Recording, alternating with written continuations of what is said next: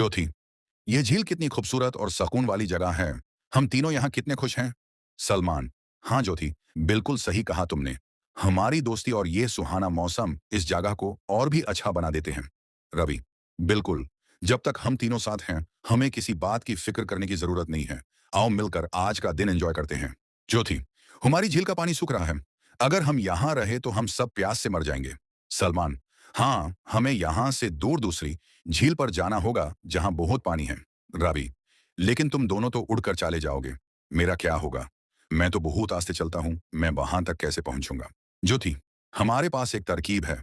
हम दोनों इस लकड़ी के दोनों सिरे अपनी चूंच में पकड़ेंगे और तुम बीच में से इसे अपने मुंह से मजबूत पकड़ लेना। सलमान, लेकिन एक बात का हमेशा ख्याल रखना, सफर के दौरान अपना मुंह बिल्कुल मत खोलना।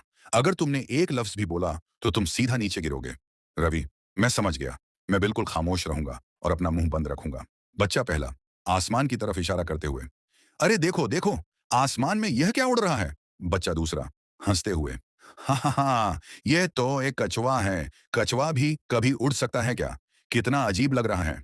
बच्चा तीसरा, मजाक उड़ाते हुए, देखो तो सही, यह कछुआ कितना बेवकूफ लग रहा है, धंधे से लटका हुआ।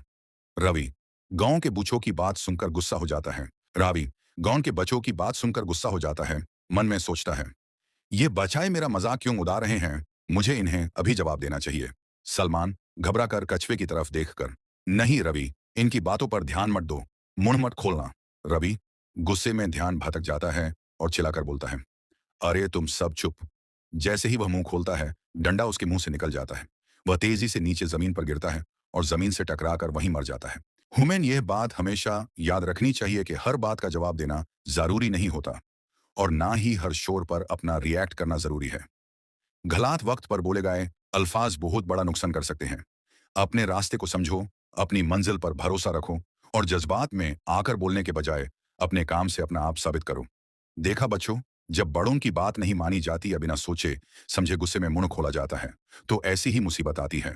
हमेशा सही वक्त पर खामोश रहना सीखो। लोग चाहे कुछ भी कहें, गुस्से में आकर अपनी समझदारी मत खोना। किसी ने क्या खूब कहा है कि बातें सिर्फ रास्ता दिखाती हैं, लेकिन चलना और गिरकर उठना इंसान को खुद सीखना पड़ता है। जब तक इंसान को खुद ठोकर ना लगे, उसे दूसरों के कहने पर यकीन नहीं आता। हजारों बार सुनने से वो सबक नहीं मिलता जो जिंदगी की एक छोटी सी गलती सिखा देती है। सच्चाई ये है कि जिंदगी की सबसे बड़ी समझ मशवर से नहीं, बल्कि खुद के अनुभव से आती है। जब तक आग में हाथ न पड़े, तपिश का अंदाजा कोई नहीं लगा सकता। थैंक यू फॉर वॉचिंग, जज़ाकल्लाहु खैर। और अच्छी वीडियोस के लिए सब्सक्राइब करें हमारे चैनल इस्लाम और ईमान।